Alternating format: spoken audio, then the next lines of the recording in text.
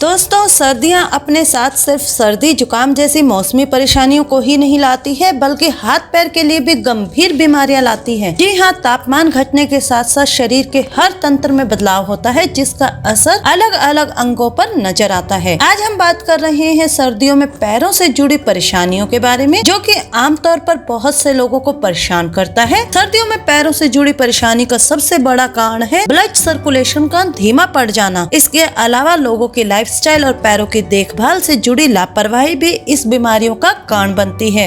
तो आइए सबसे पहले जानते हैं सर्दियों में पैरों में होने वाली 5 आम बीमारियां कौन सी हैं, और फिर जानेंगे कि सर्दियों में पैरों की देखभाल कैसे करें। सबसे पहले आती है ठंड से पैरों की स्किन का सिकुड़ना, यानी कि ट्रेंच फुट।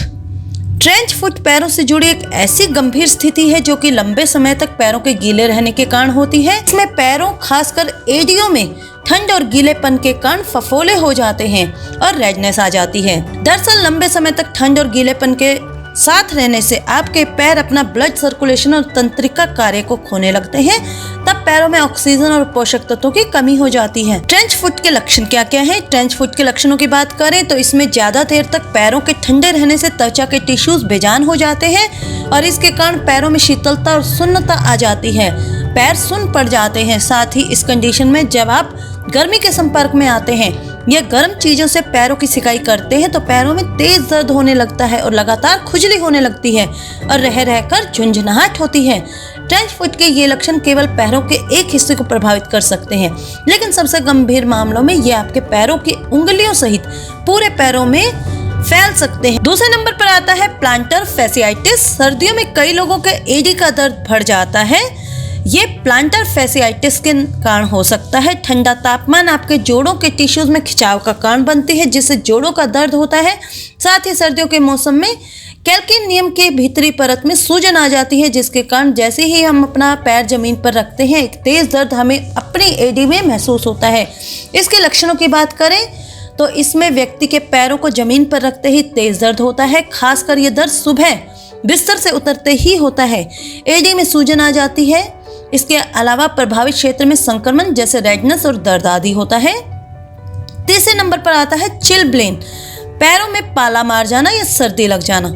चिलब्लेन ठंडी हवा के संपर्क में आने के बाद ब्लड वेसल्स की सूजन के कारण होने वाला छोटा घाव है। इसमें अक्सर दर्द होता है और आपके हाथों और पैरों पर त्वचा को प्रभावित करता है। दरअसल ये ठंड का मौसम आपके त्वचा की सतह के पास छोटी रक्त वाहिकाओं को कसने का कारण बन सकता है। एक बार जब आप गर्म हो जाते हैं तो ये घाव बहुत तेजी से फैलने लगते हैं। फिर ये टिश्यू में सूजन पैदा करते हैं। सूजन तब प्रभावित क्षेत्र में नसों को परेशान करती है, जिससे दर्द होता है। इसके लक्षणों की बात करें, चिलब्लेन त्वचा के पैच होते हैं जो सूजे हुए लाल और कभी कभी नीले भी दिखाई देते हैं। ये सूजन के कारण घाव चमकने लगते हैं। इनमें तेज जलन होती है, फफोले पड़ जाते हैं और तेज खुजली होती है। नंबर 4 पर आता है कोल्ड फीट, ठंडे पैर।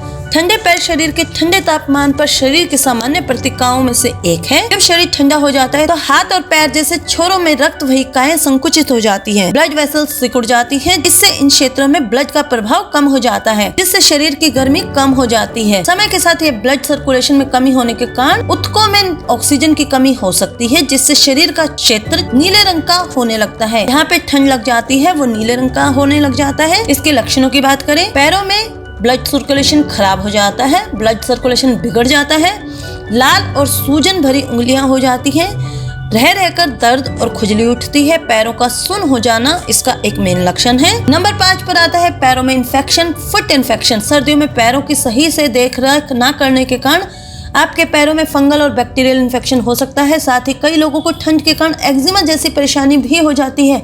इसमें पैरों की त्वचा पपड़ीदार होकर उतरने लगती है। ये समस्या बैक्टीरिया के कारण होती है। साथ ही कई लोगों को रिंगवर्म भी हो जाते हैं जो कि तेजी से फैलते हैं। ये पैरों में छल्लेदार आकार का होने वाला फंगल इन्फेक्शन है। इसमें पैरों की त्वचा लाल और कठोर हो जाती है। इन सब के अलावा पानी में ज्यादा समय तक काम करने वाले लोगों को भी फंगल इन्फेक्शन हो जाता है। पैरों में इन्फेक्शन के लक्षणों की बात करें अगर हम, तो ऐसे में नाखून लाल हो जाते हैं, नाखून पर सूजन आने के साथ साथ खुजली होती है। पपड़ीदार त्वचा होने के कारण ये दिन रात खुजली का कारण बन जाती है। लाल लाल चकत्ते बन जाते हैं। दोस्तों, अब हम बात करते हैं कि सर्दियों में अपने पैरों की देखभाल कैसे करें और इन परेशानियों से कैसे बचे रह सकते हैं। कम सर्दी में सूती और ज्यादा सर्दी में सूती के ऊपर ऊनी जुराब और दस्ताने पहने। जहाँ तक संभव हो ऊनी और सूती कपड़े पहने। सुबह शाम के समय पानी में काम करना जरूरी हो तो गर्म पानी का इस्तेमाल करें। बाहर निकलते समय हाथों में दस्ताने और पैरों में जुराबे जरूर पहने।